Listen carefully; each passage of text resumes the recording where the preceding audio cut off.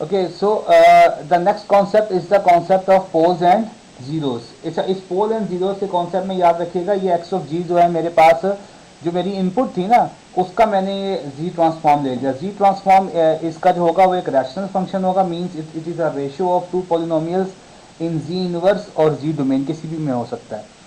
P and Q represents the poles and zeros of the system. So P of Z is represents the number of zeros. So M is basically number of zeros of that x of z, and n is the number of poles of that x of z. So I have represented these two with P and Q.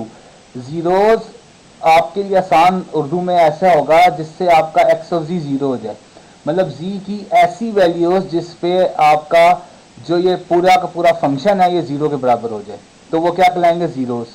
ऐसी values जिस पे ये पूरा का पूरा function infinity हो जाए वो क्या कहलाएंगे, पोल्स। मतलब अगर जो इधर आपके पास इस तरफ आ जाए, तो अभी जैसा कि मैंने आपको एक एग्जांपल कराई थी, मैं उसी ही का हवाला दे के बात करता हूँ। मैंने अभी आपको एग्जांपल कराई थी जिसमें मैंने एक्स ऑफ जी निकाला है, एक्स ऑफ जी निकाला है 2z over 2z minus one. तो मैंने यहाँ पे लिख दिया वो x of z. So x of z for example मेरे पास है 2z divided by 2z minus one.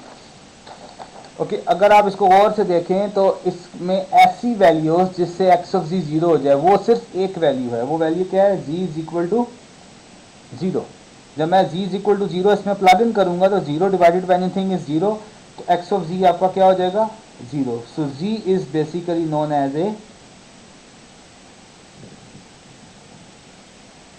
Zero of system.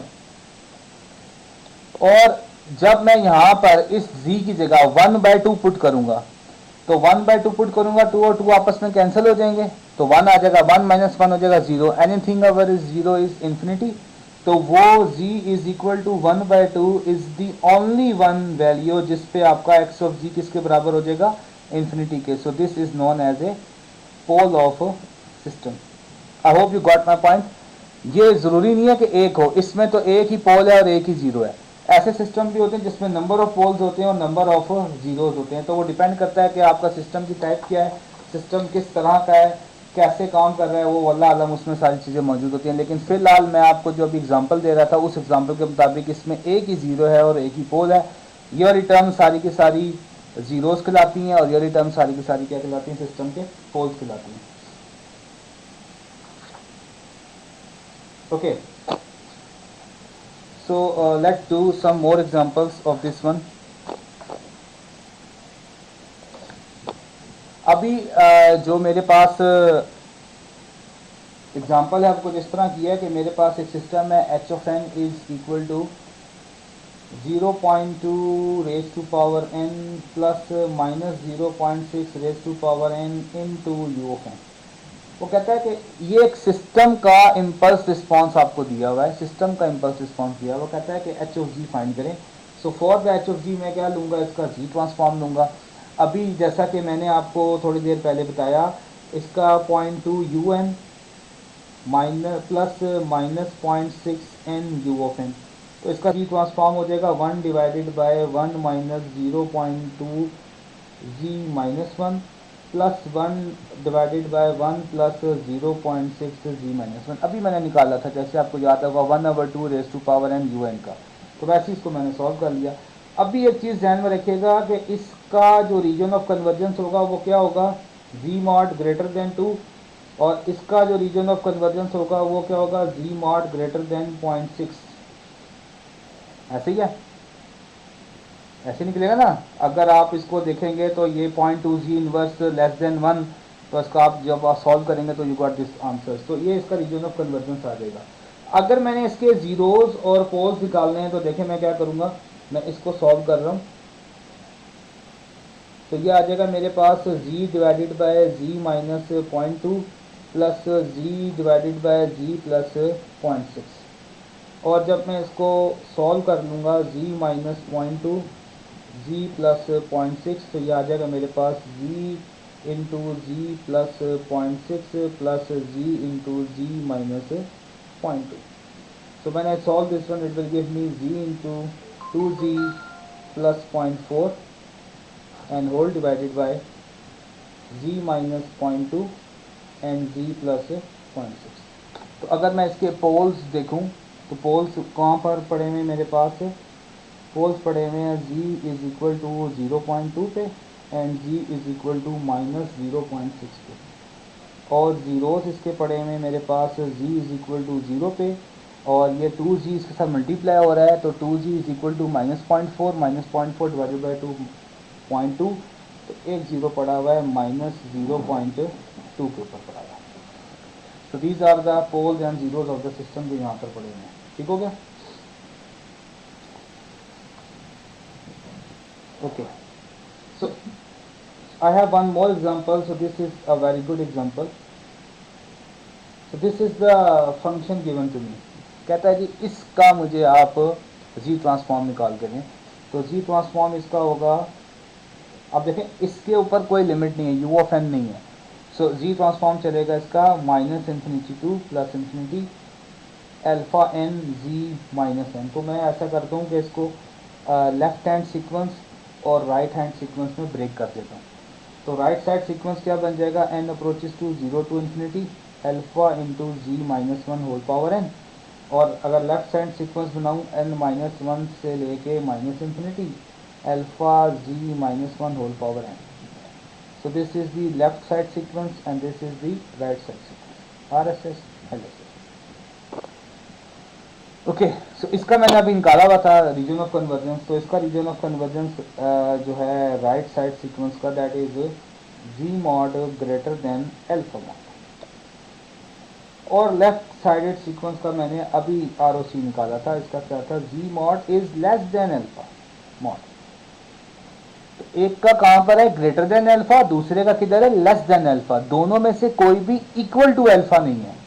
तो इसका मतलब ये हो गया कि ये एक ऐसा सिस्टम है जिसका जी ट्रांसफॉर्म एग्जिस्ट नहीं कर सकता, क्योंकि इसका रीजन ऑफ कन्वर्जेंस आपस में ओवरलैप नहीं कर रहा। ऐसे सिस्टम्स जिसका रीजन ऑफ कन्वर्जेंस आपस में ओवरलैप ना करे, देखें गौर से देखें, एक है ग्रेटर देन अल्फा, एक है लेस देन अल्फा, मतलब एक अल्फा और एक माइनस अल्फा, एक अल्फा के बाहर वाला एरिया और एक अल्फा के अंदर वाला एरिया, दोनों का जो रीजन ऑफ कन्वर्जेंस है वो ओवरलैप ही नहीं कर रहा। तो अगर रीजन ऑफ कन्वर्जेंस ओवरलैप ना करे तो ऐसे सिस्टम में ये प्रॉब्लम होती है कि इसका जी ट्रांसफॉर्म एग्जिस्ट ही नहीं करता, क्योंकि दोनों के रीजन्स जो है वो आपस में ओवरलैप नहीं हो रहे। सो ये एक पॉइंट जो है वो जहन में रखने वाला है, बहुत ज़रूरी है, और इसके बगैर आपका काम भी नहीं चलेगा। Okay, I am giving you the notes, उसके अंदर से आपको क्या मिल जाएगा, properties of the z transform. उसके अंदर मैंने बड़ी क्लियरली 5 प्रॉपर्टीज उसकी लिख दी हैं, जिसमें नंबर 1 लीनियरिटी है, नंबर 2 शिफ्ट थ्योरम है, नंबर 3 कन्वोल्यूशन है, एंड नंबर 4 5 एंड 6 जो है वो डिफरेंशिएशन एंड मल्टीप्लिकेशन है।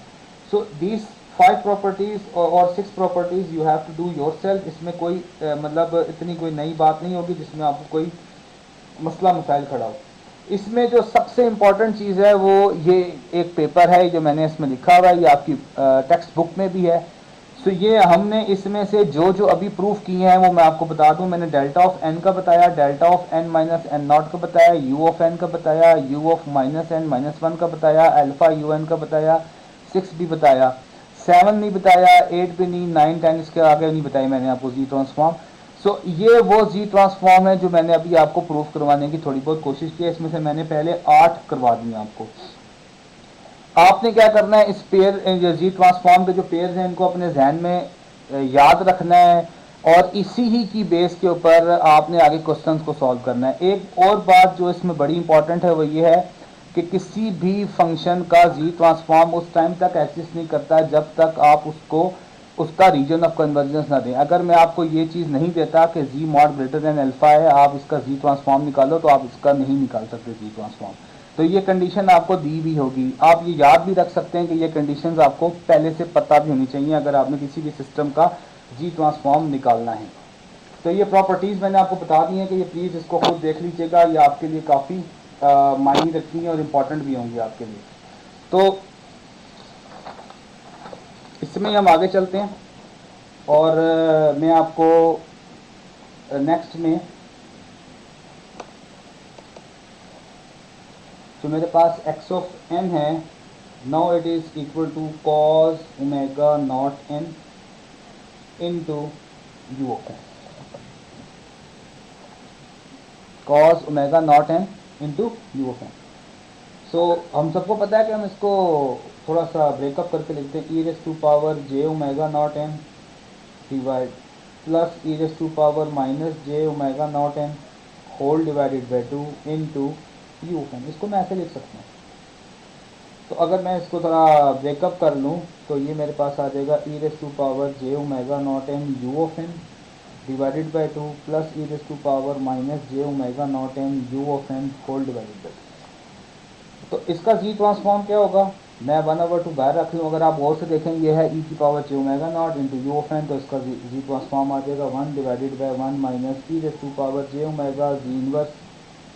इसी तरह दूसरा वाला आ जाएगा 1 divided by 1 minus e raise to power minus j omega not z inverse. ठीक है ना, एक के साथ एक्सपोनेंशियल मल्टीप्लाई हो रहा था तो प्लस आ गया, एक के साथ मल्टीप्लाई नहीं हो रहा था तो क्या आ गया, प्लस के साथ क्या हो गया, माइनस आ गया। ठीक हो गया, माइनस के साथ माइनस आ गया, ये आपके पास इसके रिजल्ट आ गए। जब मैं इसको सॉल्व करूँगा तो आपके पास ये कैल्शियम मैं इसमें नीचे ले लूँ तो ये मेरे पास ये टर्म बन जाएगी 1 minus e raise to power j omega z inverse into 1 minus e raise to power minus j omega not z inverse. इसका मैंने एल्शियम ले लिया तो मेरे पास यहाँ पे टर्म आ गई 1 minus e raise to power minus j omega not z inverse plus 1 minus e raise to power j omega not z inverse. तो अगर आप थोड़ा गौर से देखें, ऊपर भी मेरे पास एक कॉम्प्लेक्स टर्म है, नीचे भी एक कॉम्प्लेक्स टर्म है। मैं इसको जब सॉल्व करूँगा तो ये मेरे पास आ जाएगा 1/2 2 minus e raise to power j omega not minus plus e raise to power minus j omega not into z inverse. ये ऊपर टर्म आ गई। और अगर मैं नीचे वाली टर्म को सॉल्व करूँ, मल्टीप्लाई कर दूँ 1 को 1 से, 1 को इससे, इसको 1 से, इसको इससे, तो it will give me 1 minus e raise to power j omega not plus e raise to power minus j omega not into z inverse plus z minus 2। तो अगर आप मैं इसको रीअरेंज कर लूँ तो अगर आप देखें ये वाली टर्म क्या है, ई की power j omega not plus e raise to power minus j omega not divided by 2 is the cos. So this will give me 1/2 2 minus 2 z inverse cos omega not n and whole divided by, sorry n भी था इसके साथ लिख लीजिएगा, whole divided by 1 minus this one is cos 1 minus 2 into cos omega not n z inverse plus z minus 2। तो this is the four, ये 2 यहाँ से मैं कॉमन ले लूँ, ये 2 और 2 कैंसिल हो जाएंगे, तो this is equal to 1 minus z inverse cos omega not n whole divided by 1 minus 2 cos omega naught n g inverse plus g minus 2. So this is the g transform of cos omega naught n g1। Similarly आप इसी तरह उसका भी find कर सकते हैं sign का, जो कि आपको उस टेबल में दिया हुआ था। ठीक है, बल्कि आपको नोट्स मिलेंगे तो उसमें भी सॉल्व हुआ है। So that is the total introduction of the z transform का जो हमने तरीका इस्तेमाल किया कि हम इसको कैसे यूज़ करते हैं, और हमने टेबल का जो एक आपको दिखाया उस टेबल में से हम कितने का हमने जी ट्रांसफॉर्म निकाल लिया। So you can solve your self. बाकी जो उसमें से रहते हैं वो 3 4 5 6 जितने रहते हैं वो आप उसको बाद में खुद ही सॉल्व कर लीजिएगा।